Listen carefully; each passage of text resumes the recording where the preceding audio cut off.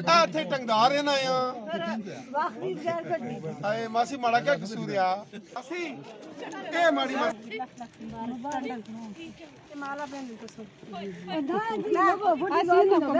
ਆਏ ਮਾਸੀ क्या हाल है ताड़ा बाली है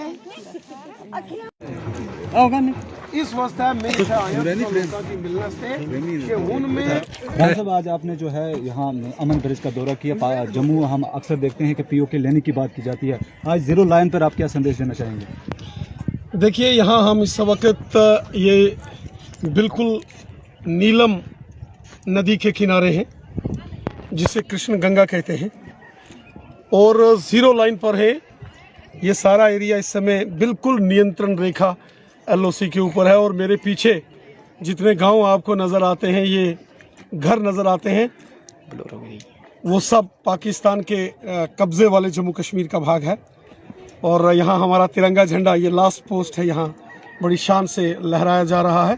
भारतीय सेना के जवान, पैरामिलिट्री फोर्सेस के जवान, जम्मू कश्मीर पुलिस के बहादुर जवान और बिलखुसूसन यहाँ के रहने वाले जो उत्तरी कश्मीर के टंगधार का टीठवाल क्षेत्र है, यहाँ के जो लोग हैं ये बहुत वतन परस्त लोग हैं, देशभक्त लोग हैं और इन्होंने हमेशा तिरंगा झंडा शान से बुलंद किया है।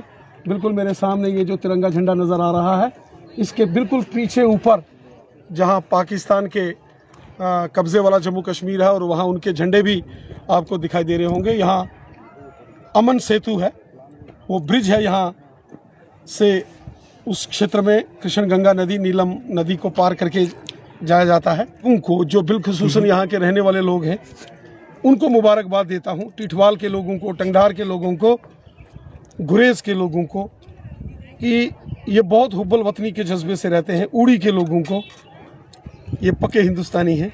रेना साहब 2016 तक यहाँ क्रॉसिंग हुआ करती थी इस ब्रिज से, मुनकिस्म जो खानदान थे वो मिलते थे। समझते हैं कि हमें ये बहुत कुछ एक ऐसे इशू हैं, वो आप सब जानते हैं। हिंदुस्तान ने हमेशा कोशिश की कि हमसाया मुल्कों के साथ दोस्ताना ताल्लुकात हों, हमसाया मुल्कों के साथ प्यार मोहब्बत हो। वाजपेयी साहब 1999 में बस से लाहौर गए थे। मोदी साहब अफ़गानिस्तान के काबुल से जब वापस इंडिया आ रहे थे तो लाहौर उतरे थे। हिंदुस्तान ने हमेशा कोशिश की है अमन की, भाईचारे की, लेकिन बदनसीबी है कि कुछ हमसाया मुल्क हमारे ऐसे हैं जिनको शायद अमन पसंद नहीं है। लेकिन यहाँ के जो लोग हैं,